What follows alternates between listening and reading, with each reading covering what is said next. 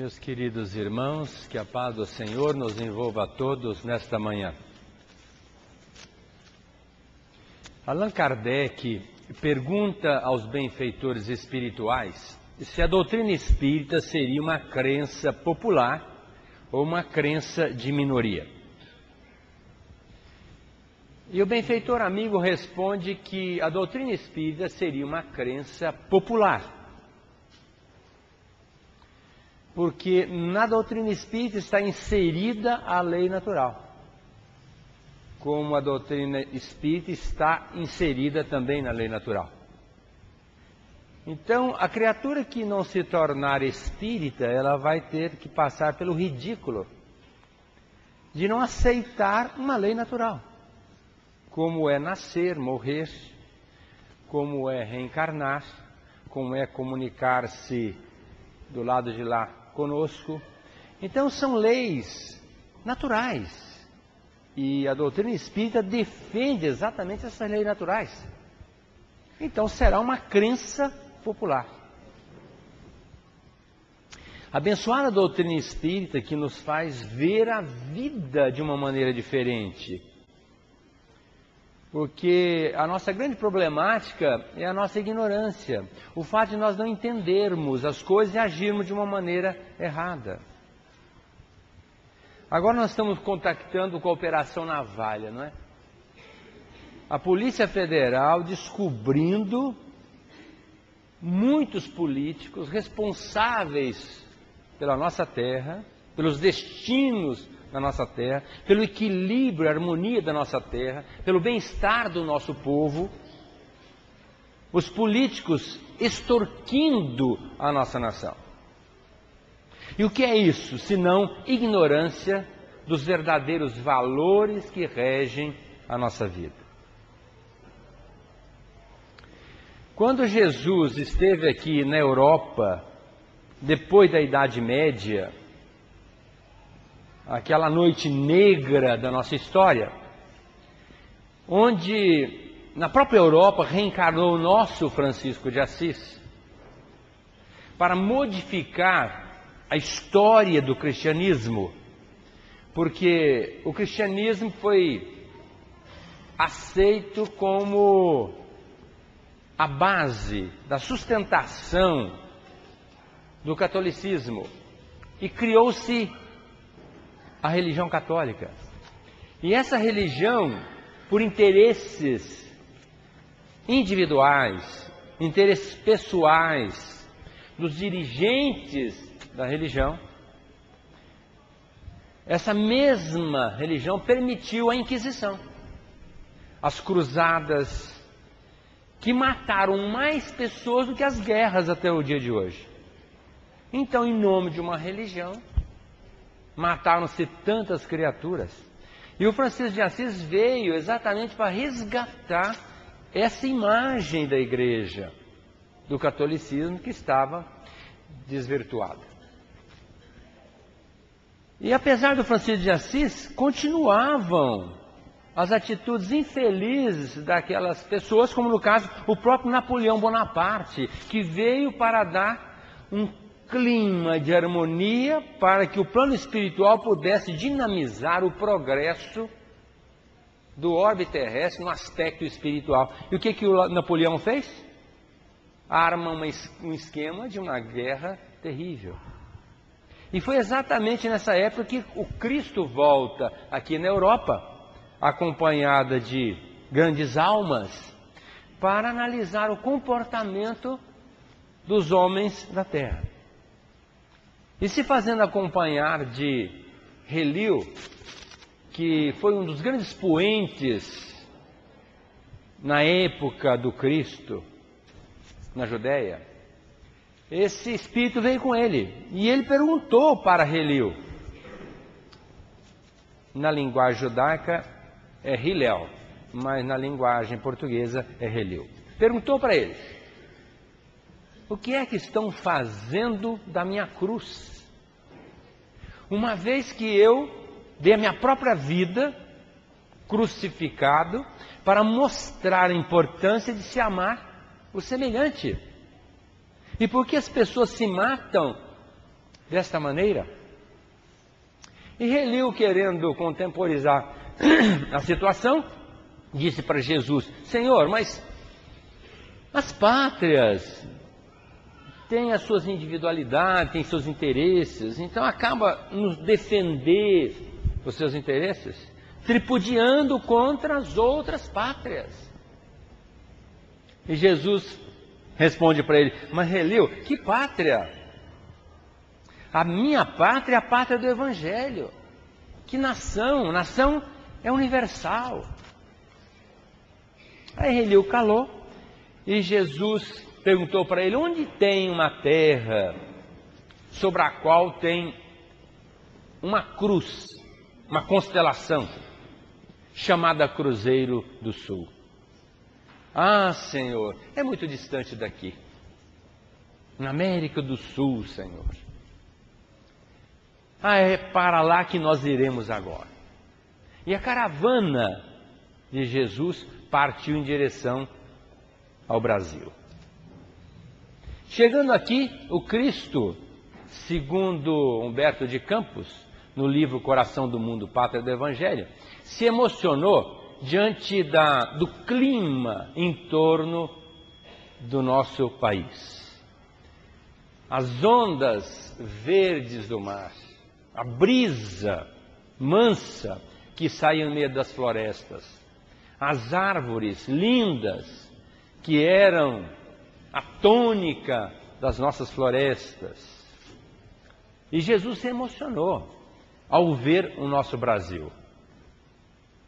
Que hoje a gente percebe que as pessoas não respeitam, não valorizam e até difamam, quando na verdade o Brasil é realmente a menina dos olhos do Cristo.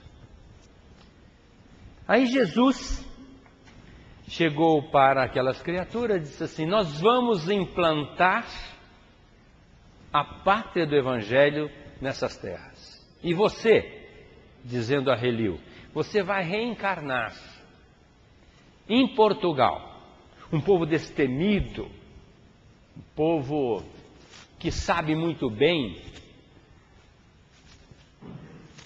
desbravar outras terras, com muita coragem, e você vai reencarnar em Portugal.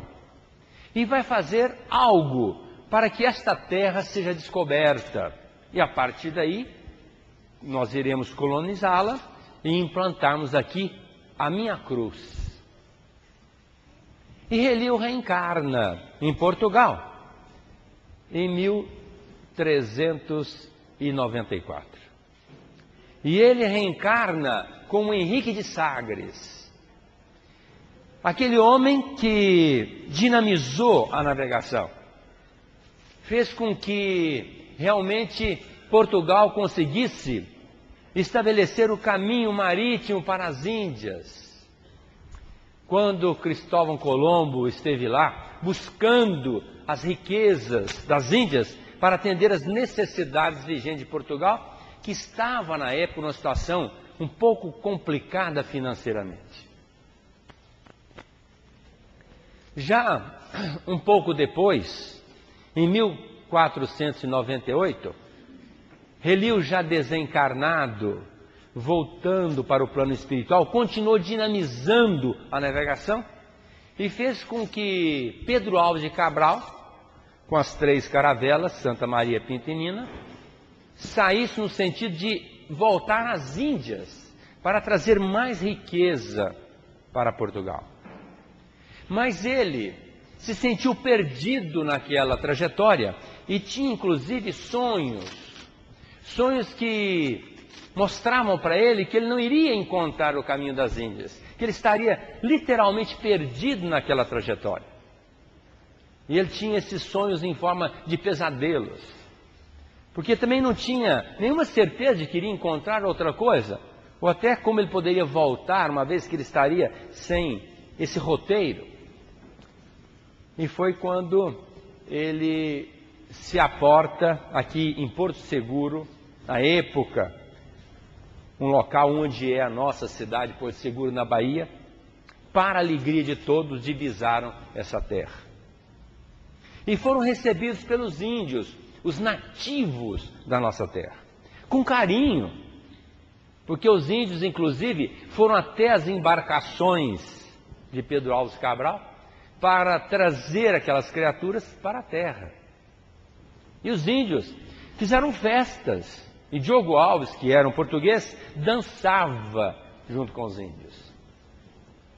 Então foi um ambiente extremamente caloroso, harmônico, nesse encontro dos europeus com os nossos brasileiros. Nesse momento, o plano espiritual estava ali presente. Estava ali presente. Jesus estava presente. Ismael, que era uma alma de escol, estava presente. E Jesus, nesse momento, então, chega para Ismael e diz assim: você será o representante desse país. Você será o governador deste país. Naquela época, evidentemente, era uma terra descoberta. Não era propriamente um país, mas o seria numa época futura. E colocou na mão de Ismael uma bandeira. Essa será a bandeira do Brasil. E a bandeira tinha 3 palavras.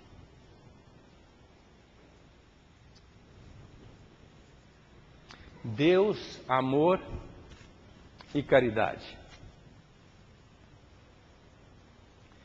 Ismael sabia que não tinha como modificar o plano divino, assumiu o trabalho de trabalhar o Brasil para que realmente nesta pátria fosse implantada essa bandeira de Deus, amor e caridade.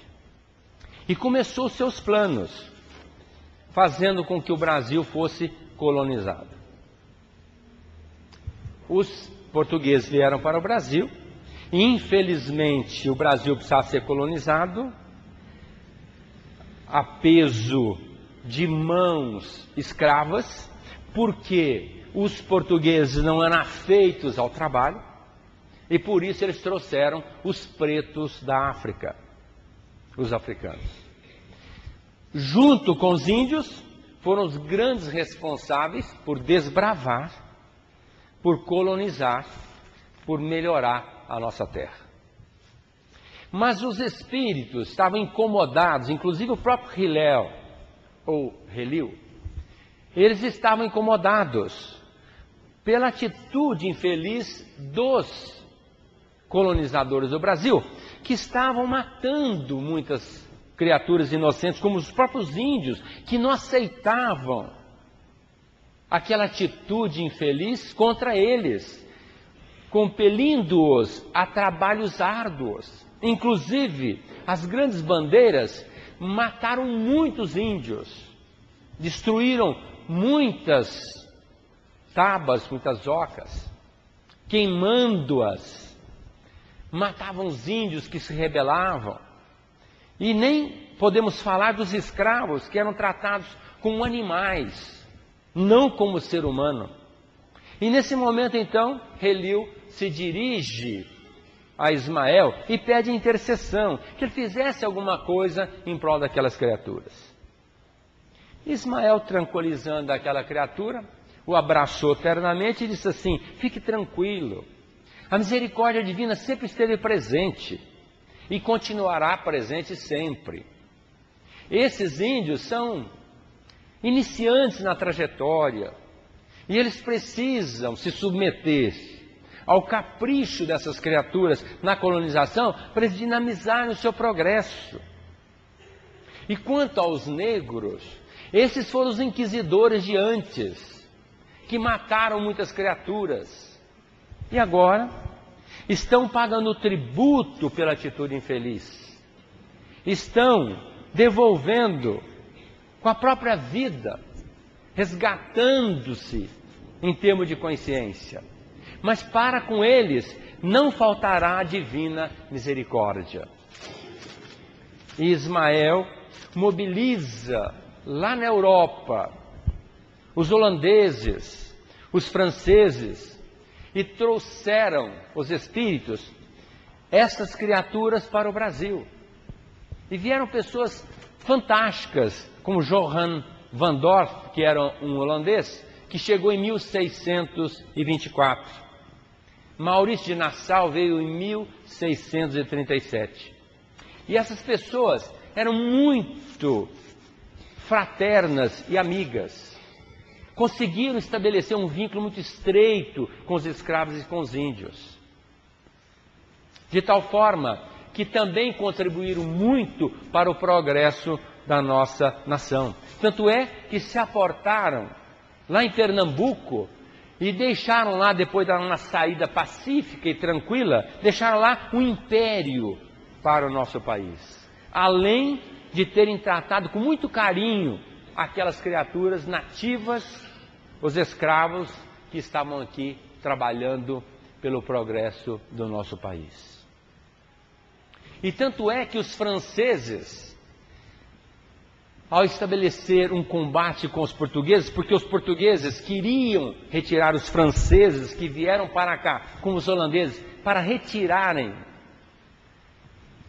principalmente o pau-brasil, os índios defenderam os franceses contra os próprios portugueses, que eram, entre aspas, os donos da terra. Exatamente pelo tratamento carinhoso que eles recebiam dos holandeses e também dos franceses. Os primeiros indivíduos que aqui chegaram deram o nome para a nossa terra de Veracruz, porque traziam no imo da alma, no mais profundo da consciência, exatamente o símbolo da cruz a que Jesus fez referência. Então chamou a nossa terra de Veracruz. Mas outras pessoas que aqui se aportaram, elas querendo dar uma conotação de religiosidade, uma vez que Portugal era um país muito ligado à religião, transformaram o nome de Veracruz para a terra de Santa Cruz. Mas Ismael, não querendo fazer essa ligação do Brasil com essa religião vivenciada pelos europeus, que essa religião permitia a Inquisição, permitia a cruzada, matando muitas criaturas, permitindo inclusive uma época hedionda. Ismael fez com que algumas pessoas, percebendo que essa terra tinha muito pau-brasil, transformasse o nome da nossa terra simplesmente para Brasil. Um nome que hoje ainda é um marco na nossa terra, nosso país, Brasil. E exatamente nessa época em que Portugal não estava muito bem na situação econômica, e principalmente porque Napoleão prometia invadir Portugal, o plano espiritual armou um esquema para fazer com que os portugueses, a corte portuguesa, viesse para o Brasil.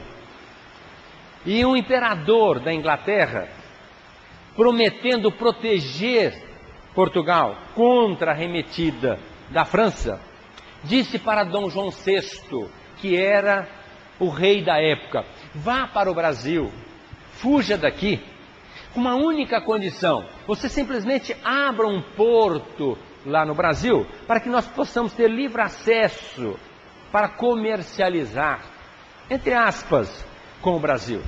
Que na verdade eles queriam ter acesso ao Brasil para retirar as riquezas que eles tinham ouvido falar que existiam aqui na nossa terra. E Dom João VI vem para o Brasil em 1808.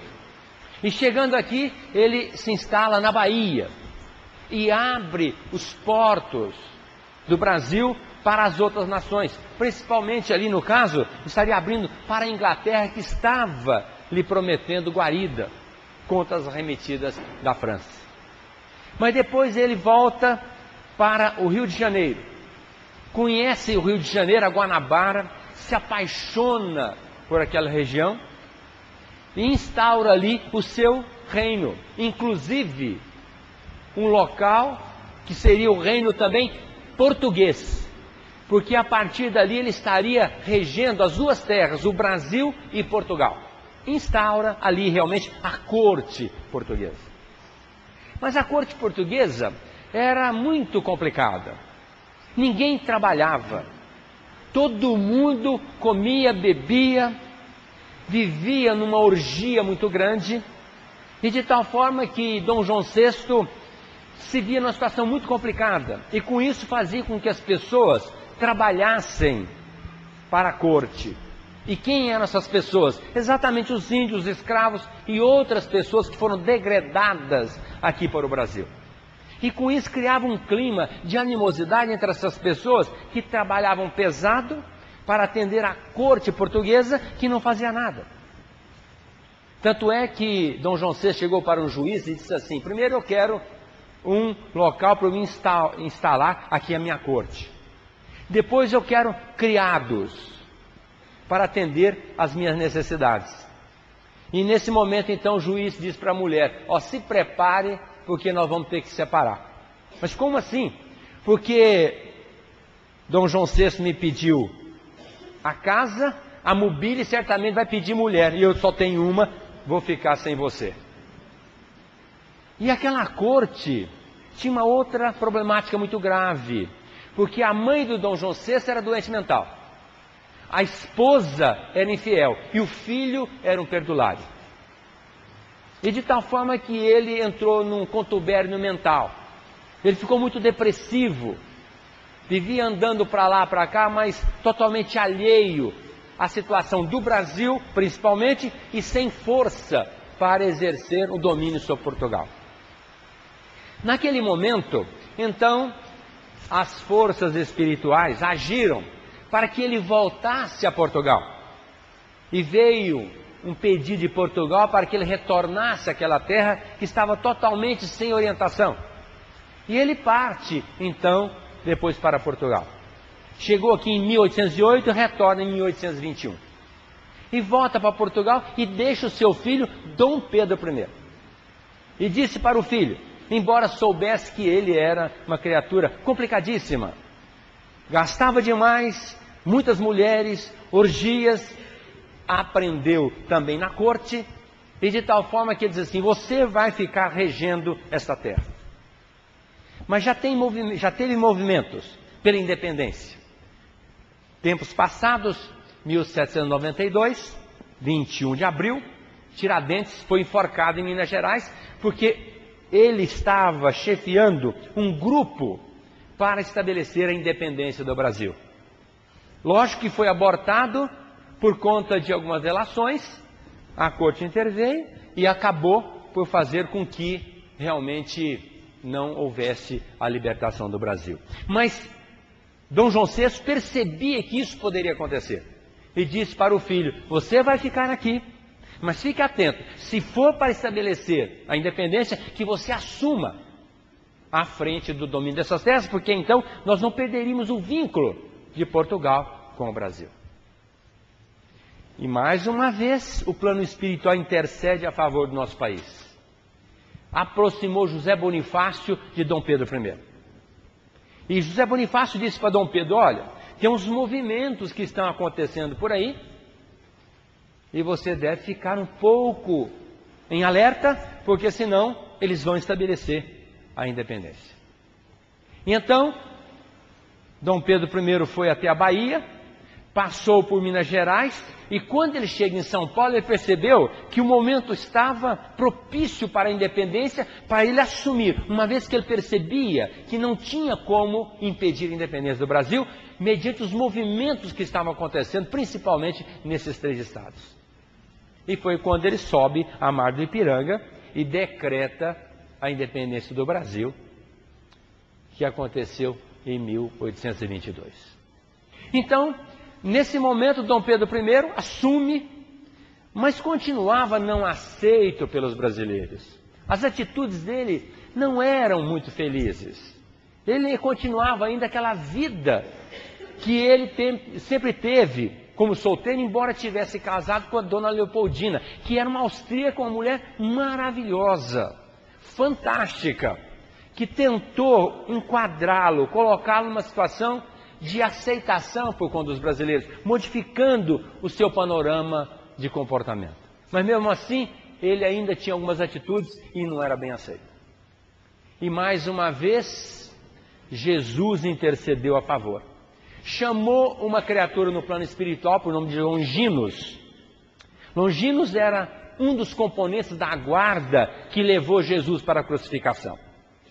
E ele chega para Longinos e diz assim: você precisa reencarnar no Brasil para dar um equilíbrio para essa terra, uma vez que eu estou sentindo que está dificultando a dinamização da religião no seio daquela terra, do espírito de religiosidade. Então você vai nascer no Brasil para harmonizar o coração dos brasileiros. E Longinos então se volta para Jesus em lágrimas e diz assim: eu estou convicto de que não posso evitar o convite. Mesmo porque na época da sua estada na terra, eu não soube entender a importância da sua mensagem, a ponto de levá-la para a crucificação. Isso custou-me muitos problemas, muitas dores, muitos padecimentos. E se hoje eu estou nessa condição, é graças ao entendimento da sua mensagem, pela qual eu me sinto muito responsável. Então, eu vou reencarnar no Brasil. Aí Jesus o advertiu: mas você tome cuidado por conta de duas situações. Primeiro, porque se você não tiver uma atitude muito feliz, isso irá comprometer a sua vida pela segunda vez. Em segundo lugar, todas as vezes que a criatura assume uma posição dentro da política de equilíbrio, ela é tenazmente incompreendida pelas pessoas. E aí reencarna Longinos, filho de Dom Pedro I, na condição de Dom Pedro II. E Dom Pedro II veio com a tarefa de estabelecer harmonia no meio do povo brasileiro. E o fez com maestria. Porque dizem os espíritos que, embora fosse um regime imperialista, nunca o Brasil viveu um espírito republicano tão fantástico como naquela época, democrático, porque Dom Pedro I dava permissão a todas as pessoas de se expressarem, de dizerem os seus descontentamentos, das suas ideias, o que poderia ser feito para estabelecer uma melhoria da nação. Mas ele cometeu um deslize. Ele começou a interferir muito na vida do Paraguai, do Uruguai e da Argentina. E estabeleceu uma guerra contra o Paraguai. E isso foi realmente uma situação complicadíssima para ele, inclusive comprometendo-o espiritualmente. E ele foi advertido por Jesus. E depois, se não bastasse, Marechal Deodoro da Fonseca puxou o seu tapete, declarando a República do Brasil, um outro regime, tirando-o do reinado. E nesse momento, então, ele se volta para si mesmo e diz assim: a minha tarefa está cumprida. Foi para Portugal e deixou aqui o Brasil, mas deixou a sua filha, a princesa Isabel, que, tendo amor pelas criaturas, em 3 de maio de 1888, declara a abolição dos escravos, porque ela trazia fortemente aquele espírito do pai, que era um homem bom, um homem fraterno, amigo das criaturas. E absorvendo aquela imagem do pai, ela declara a abolição dos escravos. Mas o Brasil continuava ainda sem esse plano de religiosidade. Embora fosse um país eminentemente católico, as criaturas não davam ênfase à caridade verdadeiramente. Aquele espírito de religiosidade estava distorcido, porque permanecia um espírito altamente egoístico no meio das pessoas. A própria religião católica vendia as indulgências, prometia salvação para as pessoas que dessem altas fortunas para a igreja, e de tal forma que o plano espiritual achou que alguma coisa deveria ser feita. E permite que em 3 de outubro de 1804 nascesse na Europa uma criatura muito importante. Jesus chama no plano espiritual um sacerdote tcheco chamado João Hus. João Hus não aceitava a ideia preconizada pela Igreja Católica naquela época. E exatamente porque participava dentro da igreja e não aceitava aquelas atitudes, ele foi levado através de um movimento inquisitorial a uma fogueira. E ele foi queimado, morto, queimado. E naquele momento, então, ele, ao ver uma mulher jogar um gravetinho na fogueira, ele disse assim: santa simplicidade, hoje vocês matam um ganso, porque Rus em tcheco significa ganso, mas um dia vocês terão que engolir um cisne. E exatamente desencarnou João Hus, e ele foi chamado pelo Cristo para voltar e estabelecer um outro esquema no seio da terra. E ele nasce na França como Allan Kardec. Hippolyte Léon Denis Riveil, mais tarde codificando a doutrina espírita através dos espíritos, e por isso, sabendo que ele tinha tido uma reencarnação como sacerdote nas Galhas, e lá ele tinha o nome de Allan Kardec, ele codifica a doutrina espírita e coloca na doutrina o seu pseudônimo de Allan Kardec. E Allan Kardec cria então um outro espírito, diferente daquela religião até então imposta no seio da terra. Uma religião que realmente colocava a responsabilidade em cima das pessoas. Que cada criatura estava sendo responsável por aquilo que ela fazia. Portanto, uma religião que, embora fosse muito racional e lógica, não foi aceita, porque feria ainda os princípios de uma França, de uma Europa muito elitizada. E como o plano espiritual tudo vê, tudo percebe, armaram um novo esquema. Lá foi chamado um outro espírito, um espírito diferenciado, para que viesse reencarnar no Brasil e dinamizasse a doutrina espírita aqui no seio da nossa terra. E reencarna em 29 de agosto de 1831, Dr. Adolfo Bezerra de Menezes. Ele nasce lá no Ceará, vai estudar medicina no Rio de Janeiro, recebe um livro, o Livro dos Espíritos, traduzido de francês para o português, pelo Dr. Carlos Travasso, e aí ele começa a estudar a doutrina espírita, se identifica com ela, se torna espírita, num meio elitizado, porque era um médico, e naquela época o catolicismo preponderava certamente, e ele se disse espírita, fazendo questão de, numa noite, numa assembleia de 2.000 pessoas, dizer que a partir daquele momento ele era espírita. Em 1884, funda a Federação Espírita Brasileira. Desencarna em 1900. Mas a doutrina espírita, ela sempre teria que ser dinamizada. Em 1910, reencarna uma outra criatura. Muito importante. Quando Allan Kardec pergunta aos espíritos se ele daria conta de cumprir o seu programa, então o benfeitor amigo disse para ele: para o que você foi determinado, sim, mas você voltará no final desse século ou no início do outro século, século que vem, para dar continuidade à sua obra. E foi Allan Kardec, desencarnou em 1869 e depois reencarna em 1910 como Chico Xavier. E deu continuidade à obra da doutrina espírita. Perguntaram para Carlos Bacelli: por que você acha que Chico Xavier é o Allan Kardec reencarnado? E Bacelli teria muitos argumentos, mas se embasou apenas em um. Porque pela continuidade da obra de Allan Kardec. De uma maneira fantástica, como fez Chico Xavier, somente poderia ser Chico Xavier Allan Kardec reencarnado. Porque o Chico, muito antes de ser médium, era um homem de bem. E muito antes de ser um homem de bem, era um cristão verdadeiro.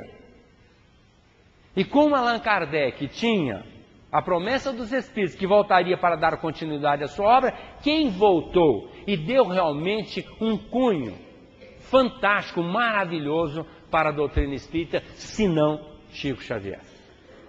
E agora, mediante as revelações do plano espiritual, realmente o Chico é a reencarnação de Allan Kardec. Mas pouco importa, é o Chico Xavier, esse baluarte da nossa doutrina. Porque é fantástico hoje nós dizermos que somos espíritas e tivemos um representante aqui no Brasil da doutrina espírita, da jaez, da bagagem, do nível de um Chico Xavier. E pelo qual nós somos responsáveis. Porque realmente nós, ao recebermos de mãos beijadas essa doutrina, que foi implantada no Brasil a peso de muito sofrimento, porque não pensamos nós que tudo isso foi tranquilo, que o Allan Kardec veio, estabeleceu as bases doutrinárias tranquilamente. Não, ele sofreu muitas agressões morais, verbais, agressões de todas as estirpes por conta dos seus próprios companheiros. E quando o Dr. Bezerra de Menezes veio para cá também, encontrou uma série de dificuldades para implantar a doutrina no nosso meio. Uma vez que os próprios espíritos daquela época não aceitavam o alto cunho religioso do espiritismo, querendo enfatizar mais a ciência, além até mesmo da filosofia. Mas o Dr. Bezerra de Menezes perseverou e implantou esse cunho de religiosidade da doutrina dentro do espiritismo, fazendo com que realmente a bandeira que Ismael entregou, que Jesus entregou para Ismael, fosse a bandeira do espiritismo. E ele inconscientemente cria uma casa espírita no Rio de Janeiro. E a casa espírita chamava Deus, Jesus e Caridade. Então nós hoje estamos com a doutrina espírita na mão. É realmente o consolador prometido por Jesus. Quando Jesus percebeu que teria que dinamizar essa cruz do próprio Cristo, essa pátria do Evangelho, ele teria que mandar alguma religião que realmente pudesse estabelecer as bases doutrinárias do cristianismo. E foi quando ele prometeu: se me amais, guardai os meus mandamentos, eu rogarei ao Pai, e Ele vos enviará um outro Consolador, que é o Espírito Verdade, que vos revelará muitas coisas que eu não vos posso revelar agora, bem como recordará muitas coisas que eu vos tenho dito. O mundo não receberá, porque não o verá, mas com relação a vós, recebê-lo-eis, porque Ele habitará em vós. A doutrina espírita é realmente o Consolador prometido. Por quê? Toda uma doutrina assinada pelo Espírito Verdade, que revelou muitas coisas que o Cristo não podia revelar naquela época, veio revelar numa época de maturidade que é a nossa. Uma doutrina extremamente consoladora. Por quê? Primeiro, morte não existe. Não existe morte. Que nós não precisamos morrer para encontrar o nosso parente do lado de lá. À noite, quando nós dormimos, nós temos uma morte aparente de 8 horas. Entramos no plano espiritual e contactamos com os nossos parentes, amigos, as pessoas recém-desencarnadas ou desencarnadas há muito tempo, com as quais nós temos ligações profundas de amor, de carinho, de saudade. Uma doutrina que nos fala que os espíritos podem se comunicar conosco. Nós não estamos à deriva, e mesmo pelo contrário, uma doutrina que nos fala que os espíritos comandam as nossas vidas, logicamente para o bem, tentando dinamizar a nossa vida para um progresso espiritual. Uma doutrina extremamente consoladora, porque embora tenhamos perpetrado uma série de absurdidades, nós teremos uma nova oportunidade através da reencarnação. E uma doutrina ainda mais consoladora quando nos promete mundos mais felizes. Iremos reencarnar cada vez em mundos mais elevados na medida da nossa evolução espiritual. Agora eu fico pensando, por que as pessoas ainda permitem essas atitudes infelizes? Num desrespeito profundo à nossa terra, ao nosso Brasil. Exatamente porque não conhecem doutrina espírita. Porque se conhecessem, iriam respeitar mais a nossa comunidade, iriam respeitar mais o nosso Estado, iriam respeitar mais ainda o nosso país.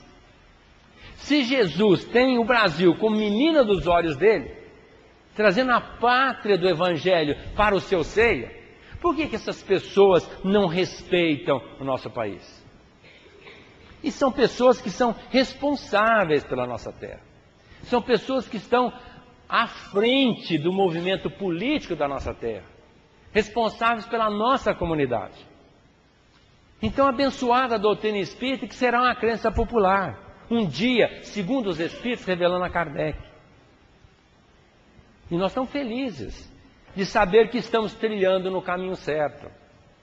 Já estamos trilhando num caminho que certamente tem intempéries, tem dificuldades, tem tudo aquilo necessário à nossa evolução, mas pelo menos estamos com a luz, mostrando como nós devemos desvencilhar dessas situações danosas e difíceis e como podemos buscar o nosso alvo, o nosso escopo a ser atingido. Por isso, realmente a doutrina espírita é o Consolador prometido por Jesus, numa promessa que ele fez há 2000 anos atrás. Eu não vos deixarei órfãos, disse o divino pastor, pois um outro Consolador eu enviarei para vós. Apoiados pela fé, no bordão da caridade, na calma ou na tempestade, jamais vos sentireis sós. Amando-vos uns aos outros, como eu vos amei, e os atos que pratiquei, se praticardes também, em todas as vossas lutas com o coração vigilante, tereis o amparo constante dos benfeitores do além.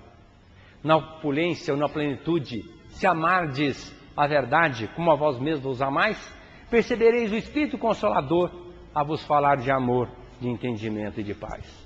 Ele que estará convosco pelos séculos afora, recordando tudo que agora aqui eu vos ensinei, dará de mim testemunho às futuras gerações, relembrando em novas lições de Deus a suprema lei. Se em vossas fraquezas vos sentirdes pequeninos, os meus mensageiros divinos vos darão ânimo e fé.